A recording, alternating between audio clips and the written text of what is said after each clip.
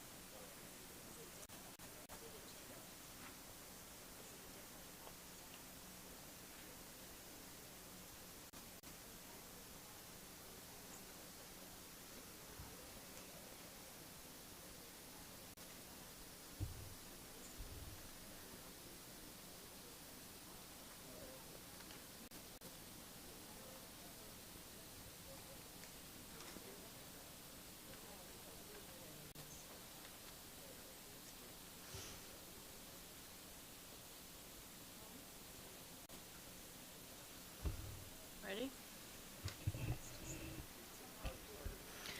All right, everybody. Welcome to the Planning and Zoning meeting, July 29, 2025. We will start the opening ceremonies and we'll call to order with the Pledge of Allegiance.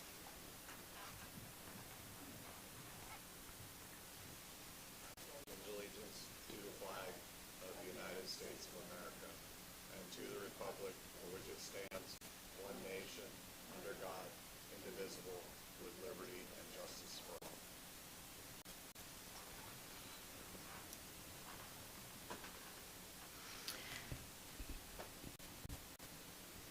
Okay, we'll start off with roll call.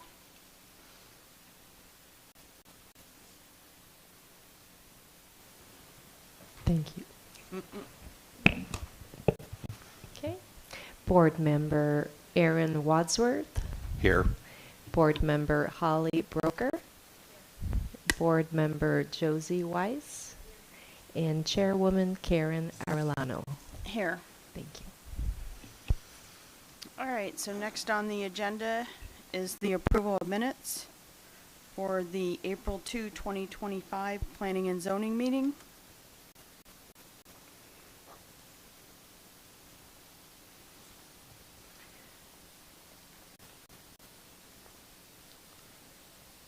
I noticed one thing was out of order. Does it really matter if it's on page 4?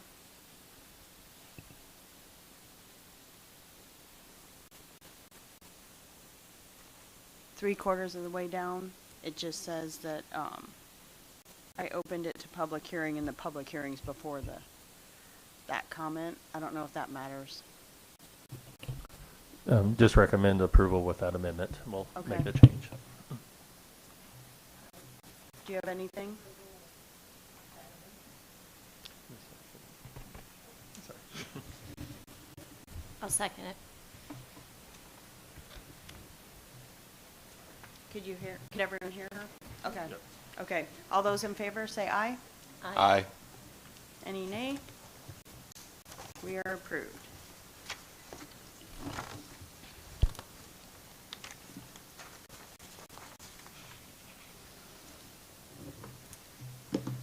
So next is public hearings, ordinances, and resolutions. We have resolution number 2025-182. A resolution of the Town Council of the Town of Montverde, Florida, granting minor site plan approval to Parque Verde LLC for an outdoor storage business for boats, RVs, and trailers, providing for conditions and providing for an effective date. The board may remember that the conditional use permit was before the Planning and Zoning Board and was ultimately approved by the Town Council in March of this last year under Resolution 2023-87. So one of the conditions is a minor site plan must be submitted. That is what's before you tonight. This is a quasi-judicial action. So you're reviewing the site plan to see if it conforms with the conditions in the conditional use permit as well as the land development code.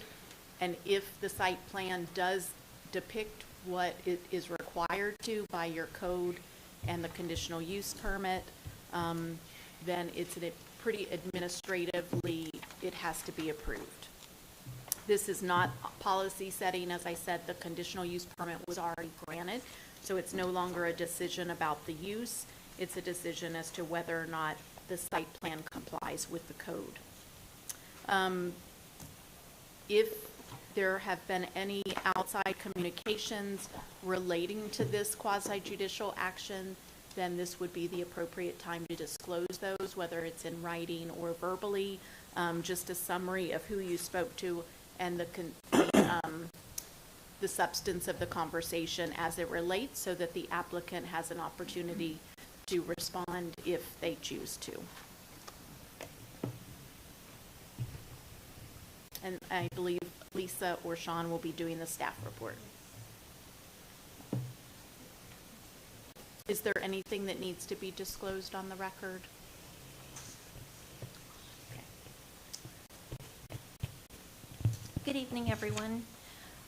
So we have reviewed the application that was submitted on July 22nd, and we have provided an analysis that says that we reviewed the application of the site plan that was initially dated June 18th, and we did request additional information that's called out in the Land Development Code, as well as the conditions for approval of Resolution 2023-87. We have a copy of the review comments in this packet, and we did get a chance to review them this week before the meeting. And there are still some items missing that the applicant will need to take care of before we can recommend approval.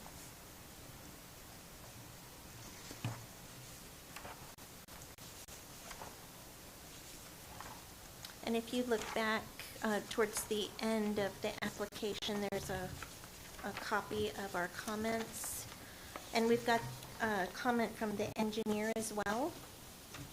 Sorry, I don't have page numbers in here, but it's towards the, right before the new section B. You'll see the comments there.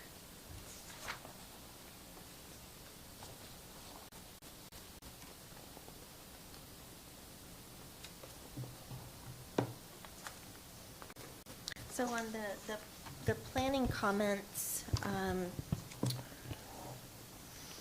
we need some setbacks that are to scale. The applicant did provide setbacks written in on the plan, but they don't appear to be to scale, so that would help if that could be updated. He has provided the length of the parking spots to be a maximum of 35 feet, which does meet the requirement of the resolution. It's a 35-foot, or shall be a maximum length of 38, and he's got a 35 maximum. He has provided some traffic circulation, but looks like that could use some work as well to show multi-directional there on the loop. There's some, let's see here. But a little bit later on, he's going to need to obtain a right-of-way utilization permit from Lake County prior to any construction activities. We would like to see some additional signage details. There are notes that provide a bit of information about the signage details, but we're looking for a little bit more detail on those.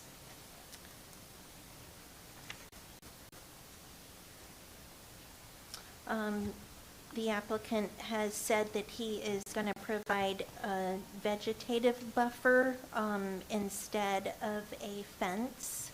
We had said that either a Montverde style fence or a vegetative buffer would work there to prevent intrusion into the 50-foot minimum setback from the wetlands.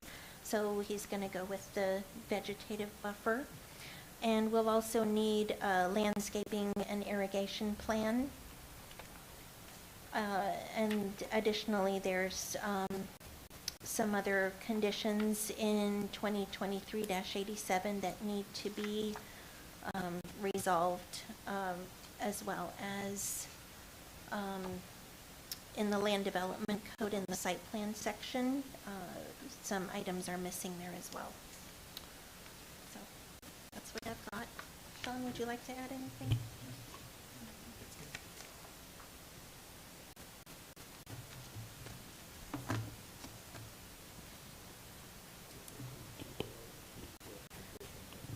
Yes, the applicant is here if the chair wants to give him an opportunity to speak to the matter before public comment. You can approve it with the conditions that have been outlined that need to continue to be resolved, or it can be tabled to a future meeting, whatever your pleasure is.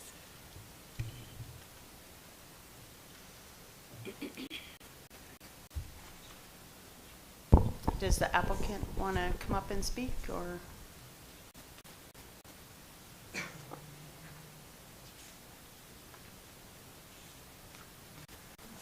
Hi guys, Grant Roberts, 16004 Ridgewood Avenue. So yeah, this is just the site plan that is left for the CUP that was approved back, I guess it was December with P&Z, and I think February in front of council. So yeah, the staff recommended a list of things that I needed to do to, be in compliance with that CUP.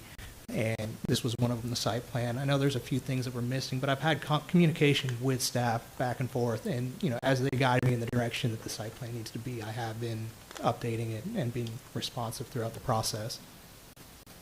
So if there's any questions on it, just let me know.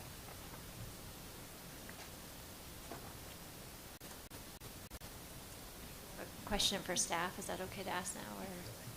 So is it have to be all of the things remaining in the comments that have to be done? Is that like a hard and fast, or is it some of them have to be done now versus later? Just trying to understand what's due now versus what is required to be due later, or could be later or something. So we review a site plan like any time when there's Yep. a site plan that follows a CUP, to make sure the site plan is consistent not only with what they are required to submit for any site plan, but then also with the CUP. So the items that Lisa mentioned would just be assurances that it'll be consistent with the CUP. He's been great to work with. This is probably more of just things that weren't on the drawing. Correct? Yeah, exactly that. Yeah, like the signage, I'm just not ready to put any signage up yet. So when I do, I'll just submit, a permit with the town for a sign. So I just figured kind of scratch that one off. But Makes sense. Yeah, it's like anything, it's a documentation so that he's consistent, or if somebody else that follows him, nobody's guessing in the future as to what was proposed and what was required.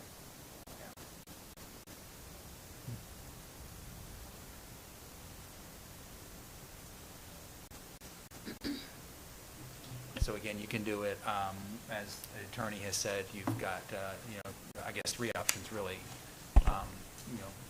One is approve with the conditions, the site plan that he's going to meet all the conditions of the site plan, that what we've requested. 2 to table it, or 3 for denial. We need to open it to public comment first, Yeah. right? I'll open it for public comment.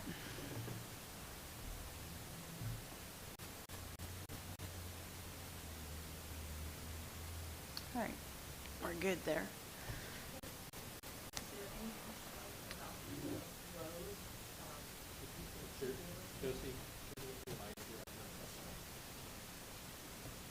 Is there any concern about the road?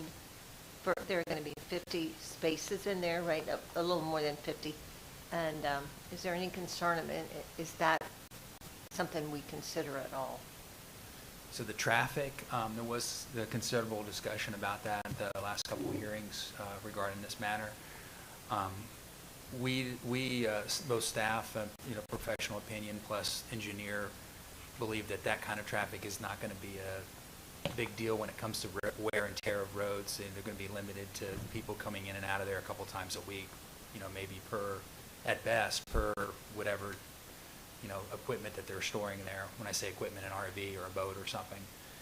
So the traffic would be, in terms of, be pretty de minimis, if that's the correct way to put it, on the roads. They will still have to get approval from Lake County on the access, but that's going to be, pretty standard, meaning that they protect the edge of pavement and they keep the access point at a certain location. Could I ask you something? Just a thought. It looks to me like it's pretty well hidden from the neighbors, and it sounds like none of your neighbors have objected. Is that right? As you drive by on Fosgate or Ridgewood Wood, you see, how many of those boats are you going to see here? Some of my biggest supporters have been our immediate neighbors throughout the entire process. And that was the goal to begin with, was that to make it, you can't even see it from the road. That's the end goal for the entire thing. And then like with traffic, boats and RVs, people maybe hook up to it on the weekend to go out. During winter, they might not hook up to a boat at all. We would prefer to see more boats and RVs than, like landscapers coming in and out every day. We're trying to scale, we would want to scale that back and focus on the boats and RVs because they hardly ever come and go. And all setbacks are met with the proposal? Yeah, they were, and that was just one of the items, was just to make sure it was to scale, so kind of a small thing, but you need to make sure it's on the drawing. Yeah. But they were met. There were a number of conditional use parameters that was discussed in the original conditional use permit. Have all of those been met at this point?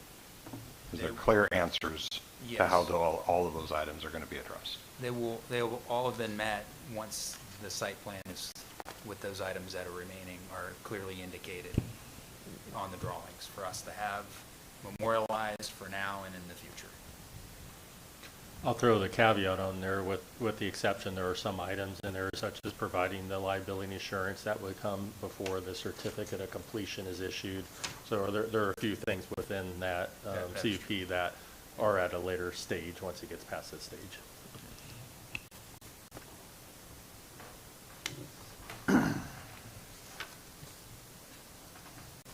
Thank you.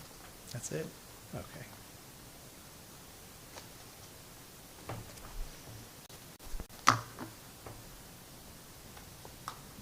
Any other questions? If we were to grant or vote and grant an approval here, but then we do run into problems with some of the outstanding items and we're not able to reach an agreement, what does that mean? Because there's still outstanding questions, right? Yeah, they will not get any kind of final zoning clearances. He wouldn't get any official sign off from the town until all those conditions are met. Could it be a problem in the future? Go ahead. I would just also add that we would not recommend council do the final approval until all those little conditions are on the plat. So you can move it to the next step here if you want to, but we would definitely recommend council that those get corrected before it's approved by council as well. Yeah, that was my concern, is that we give it the pass here at this point. There's still outstanding issues. And then it gets to council and it's still got outstanding issues, right? It doesn't feel right from my perspective to approve a incomplete packet. This was my angle I was looking at it from. And you could, that could be a part of the motion, that you make that clear, if you were to do that. Yeah, you would approve it with the conditions, the comments are met. And that was what I was trying to ask, like, are all of them required or only some of them? So I was trying to understand if that is a condition on approval or denial or whatever, so. You could just vote accordingly.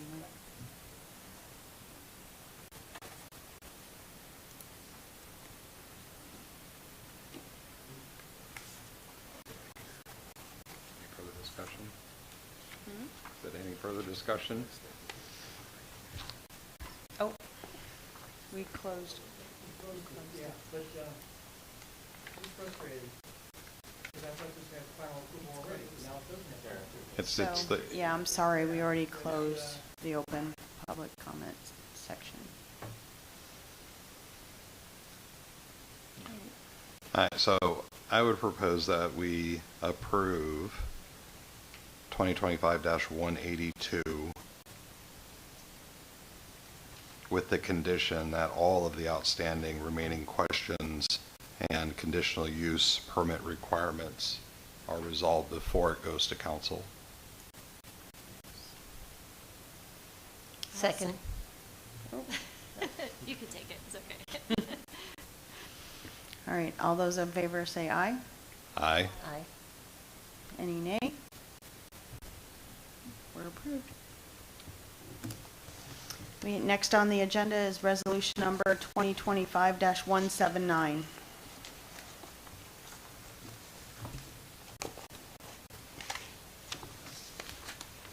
A resolution of the Town Council of the Town of Montverde, Florida, granting preliminary development plan approval for a 137 single-family lot residential subdivision generally located north of Osgood Road, east of County Road 455, and west of Lake Apopka within the Town of Montverde, Lake County, Florida, and providing for an effective date. Just like the one that you just heard, this is a quasi-judicial action as well. The planned unit development zoning ordinance was approved by the town council, and so now they've presented us with a preliminary plat or a preliminary development plan. It must meet all the conditions for site development that are outlined in the PUD as well as the land development code if it's not addressed in the PUD. And again, you're reviewing to see, did they meet all those conditions? And if so, then it's pretty administrative that it would be approved. If there are any disclosures that you have to make because it is a quasi-judicial hearing, now would be a good time to disclose any communications that you've had, whether in writing or verbally, and just give a general synopsis of who you spoke to and what it was about so the applicant can respond to anything if they so choose. So I do have something to disclose on this one. On July 22nd, there was a comment made on Nextdoor Montverde where an individual was basically calling out, hey, this meeting's happening, they saw it in the paper, what's this going on, and what are they doing about roads, and what are we doing about green spaces, and what are we doing about all of these things that have already been covered in the original PUD approval. And I did comment on that thread, basically saying that, you know, these are all things that have been thoroughly discussed and vetted through the vetting process of the original approval of the PUD, or are items that are still yet to be discussed, such as the trees that are currently there and what the requirement for replacements are going to be, and encouraging people, if they wanted to further be involved in the process, that they should come to meetings. So that's the brief summary. And you've provided a copy of those And to I the provided clerk. a copy, printed copy too. Perfect, I have thank another you. copy here as well. So. Thank you very much. Anybody else have a disclosure? Okay. All right, I believe Lisa's going to give the staff report.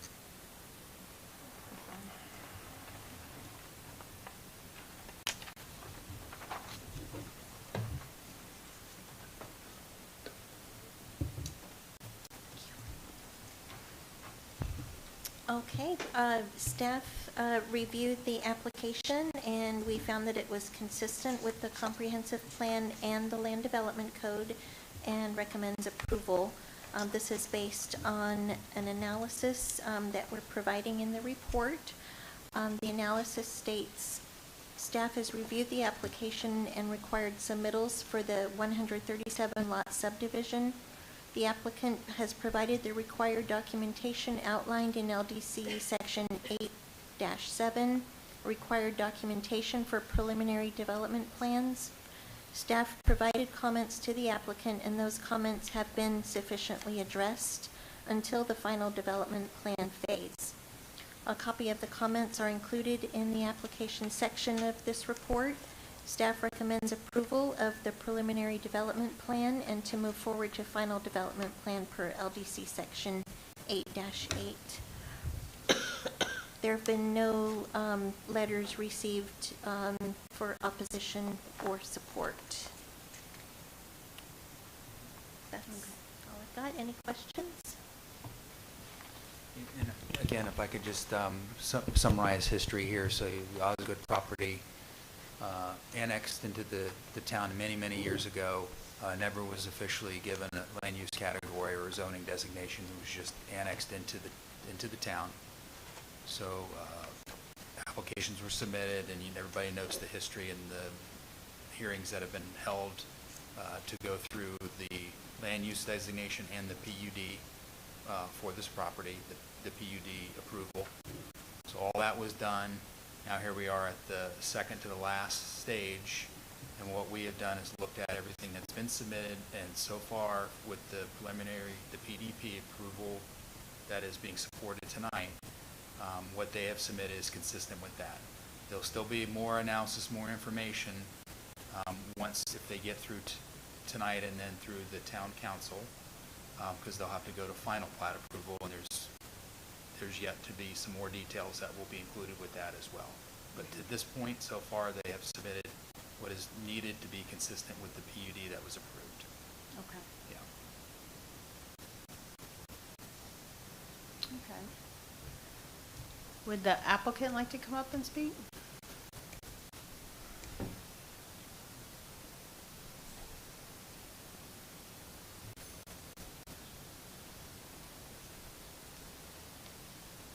Good evening, everybody. Brian Ashby, Kinley Horn and Associates. We just moved, so I'm trying to remember my address. 6878 Marwick Lane, Orlando, Florida, 32827. I think I nailed that. We have no additional comments. We have been working with staff for a while now, and they've been great to work with. As mentioned, the preliminary development plan is a spitting image of what was in the PUD, just with some additional detail, a little bit more engineering involved to kind of get us to that point. But we're in support of staff's decisions. We are here to answer any questions if there are any, but we do not have any formal comments or anything like that at this time. I had a couple of questions, and it's trying to remember what was approved versus, can you guys hear me? Sorry. So I think last time we talked about set between the houses, so between the side yards. Did that, I think it did, but I think it's now 7.5 feet instead of the minimum. It's was 7.5. It was 7 between each home. Okay, the it was side. 5, right, it was 5 and now, okay, so 7.5 now. Yes, ma'am. And then I think also it was reducing the one that was shorter, The sorry, my brain. 50-foot lot frontages were removed and Right, changed that to was 60-foot 60 minimum. foot was the minimum one, Yeah, so that I was think something that's that what we I see now suggested. too. Just trying to recall what we talked about last time and what actual changes. And then at one point, I didn't see it on here, there was a discussion about a buffer with, see where the. Landscape, yeah. Yeah, like the, it's that red dotted line, I'm sorry, I'm trying to. That's the future trail connection. And there is a landscape track down there. Okay, but I think there was a question about the buffer between, The community leach field. yeah, thank you, yes, thank you.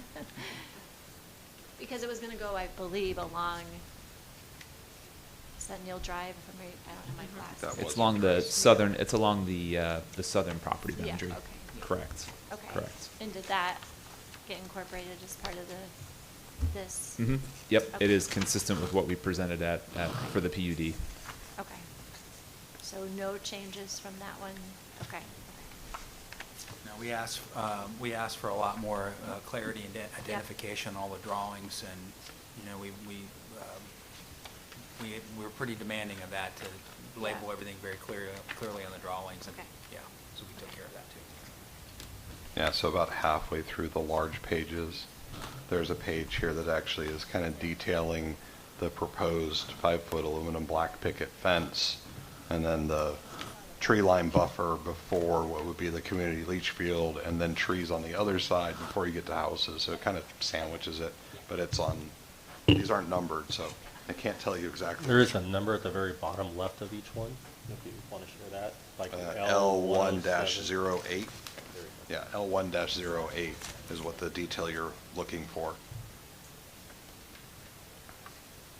So effectively from the, if I'm reading this right, from the walking path, that would be proposed trail, the red line, you'd have the black picket fence,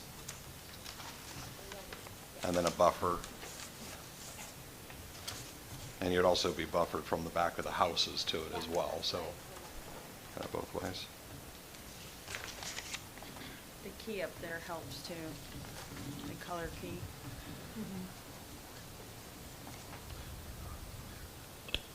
Where's it at? So I had a procedural question on this one. So the notification distance for this one, 300 feet or 600 feet? Because I know this is still confusing, because they changed it to 600 for certain things, but not necessarily for everything. Yeah, Lisa, would you answer that since you sent the notifications out? Yes, for the preliminary development plan is 300 feet. So for the PUD, initially one at 600 feet, we I did believe mailers. so. I can pull up our. Yeah, the PUD is 6, I believe. But then a preliminary site, which is what this is, drops back to 300. That seems kind of inconsistent. Not saying that is, I just want to make sure we're okay, A, and B, say we may want to think about making those consistent, because we're to say, hey, for a PUD, we're going to do 600, but then for the site plan, we're only going to do 300. So I've got our handy chart pulled up Okay. here. For a PUD is 300 feet. Rezoning is 600 feet. PUD 300, preliminary development plan 300, and the final will be 300 as well. A plat will be 300. Got it. So it was the rezoning that I'm remembering being 600. Yeah. Right, and Okay. comp plan changes. Yeah, comp plan changes. Okay. And there was a new law that just went into effect July 1st, that final plats will no longer have public hearings. They Yep. are to be approved administratively. So we're bringing to council in August a resolution that will designate who has final approval of those plans, but they won't go through you or the town council any longer. Okay. Then on the amended notice of public hearings, which I'm finding in my packet, the resolution states 139 single-family homes, which I know has been corrected now on the agenda, but not on the original mailer. Did we send a new mailer with the revision, or does that detail matter from a legal perspective? That it was incorrect? Since the number that was noticed is actually larger than the number being approved, it's insignificant and doesn't require new legal notices. Perfect. That's kind of what I assumed. It's a less than what we advertised effectively. Okay. Yeah, the first notice had, I believe, an incorrect council meeting date on it, so that's why the second notice was sent out with the correct council meeting date. But then still had the wrong or the errored unit counts. Okay.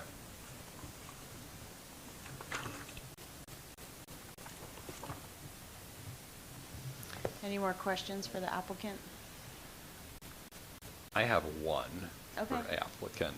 And this is actually my last tagged item from reviewing. So looking at L1-05, which is the swale and flow directional and output from the various swales, and concerned about, what would that be? That would be the western swale, that its output is to the wetlands. Mm-hmm. Wetlands are typically more sensitive to massive changes in volumes of water, environmental runoffs. I would think that it would be better to divert that directly to the shore of Lake Apopka, where it could be absorbed into millions of gallons of water, versus being flooded into the God wetlands. disagrees with you. He's agreeing with me, see. And also I have some concerns about, if you're talking about basically the water flow from half of the site going into those swales, running out through that one output into the wetlands, which could then inundate the Kirk Island Eastman access, which I think was brought up previously that he was concerned about that area. Already goes underwater at times, and now that I'm seeing that you're putting an awful lot of water into the wetlands. So that was my question, is whether or not that could be redesigned so that the output would go somewhere into Lake Apopka directly instead of into the sensitive wetlands. Sure, and I'd be happy to answer that question. So I think this landscape plan diagram doesn't tell you the whole story, right? It's more to show where the LID areas are going to be located more than the engineering behind the stormwater. We have already been going through the water management district permitting process for this. This does not indicate how much water flow, stormwater runoff will be directed to the wetlands. We have to, under state law, meet pre-post discharge rates, right, which we are. The arrow indication is only a general location of where stormwater flow will be directed. It's not has no indication of how much flow is being directed that way. Now, we cannot send more water to Lake Apopka in our post condition than we can in pre, and we can also not do that to the wetlands as well. We can only send equal to or less than the amount of stormwater that was going there previously for the design storm. In this case, it's the 25-year, 24-hour storm. That's what we're required to meet. And so we are less than in all of our conditions, discharge rates, and again, those flow arrows are just that. It's an arrow. Specifically wetlands too, we actually have to make sure they are hydrated and that we don't hold back too much water from them. So they have to meet the antecedent condition of a wetland, and so that's something, that's the 3-year storm that the Water Management District looks at, that we have to prove to them as well that we're not going to adversely impact these wetlands by just taking all the water and sending it over to Lake Apopka. One other thing I'll note is what's unique about these wetlands is they are hydraulically connected to Lake Apopka, and the reason that gentleman's easement continuously gets flooded during seasonally high, big rainfall events where the lake may come up a few inches to a foot, is because it is directly interconnected with those wetlands, and they are hydraulically connected. And so we are meeting all of those conditions. We will have to, through final engineering as well, prove that as well, and we are going through the Water Management District right now. So, does that mean that there's probably an unindicated passageway underneath the main road that's coming through the middle of the development that would actually connect those swales and allow some of the water to go potentially out? Because there's only one way out for any of that water right now, is the way it's drawn. There's two. There's one at the southeast corner of the site to Lake Apopka.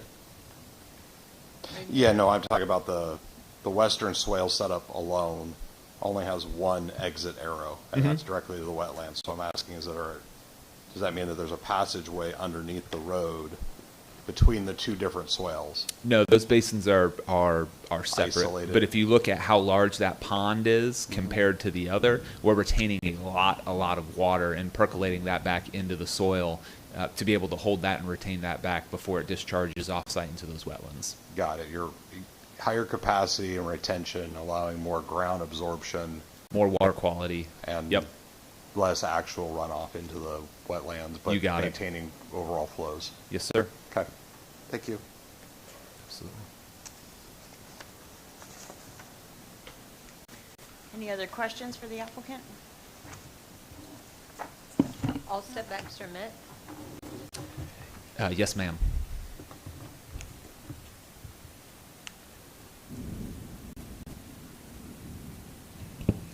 Thank you. I have one question. Oh. Is there any green space in the community?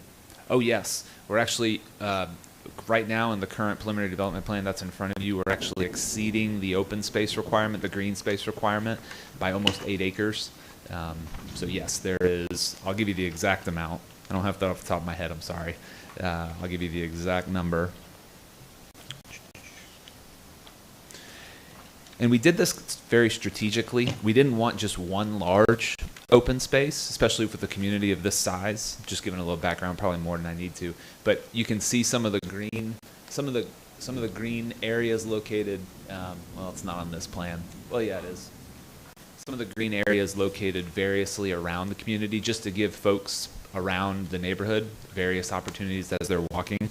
But the required open space is 25%, and we are actually providing 32% of the developable site as open space.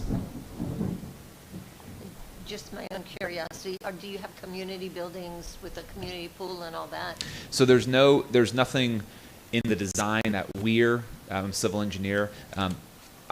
We are planning for one in the future, like an amenity type of center, for it to be available to the community. I'm sure one will be proposed by the builder who ends up deciding to do the actual finished lots of all of this. We are planning for one. We provided a conceptual drawing of what that could potentially look like with a pool, and things of that nature in the preliminary development plan, kind of at a conceptual level.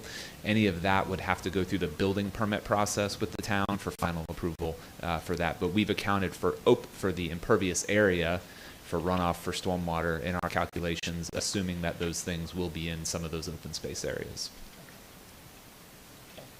So you just, I think I understood what you said, but are you then taking up some of the green space with that? It will not be 8 acres worth of open space. Typically an You'll still amenity be in a center, buffer. You're looking at potentially, a quarter acre of impervious area for the type of development here.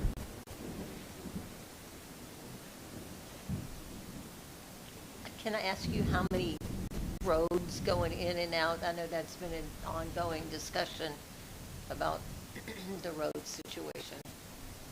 What's your exact question? Just so I make sure. How many entrances and exits? Three. So they're on the screen where the black arrows are. So you're looking at three main entrances. So you've got 8th, 9th, and Temple, and then there is also Temple connects to. There's technically 4 separate if they wanted to, but it's three main entry and exit points: 8th, 9th, and Temple. And there was some discussion in prior meetings about the needs of the roads to be addressed. Yes, the developers have agreed to make a financial contribution to the town to help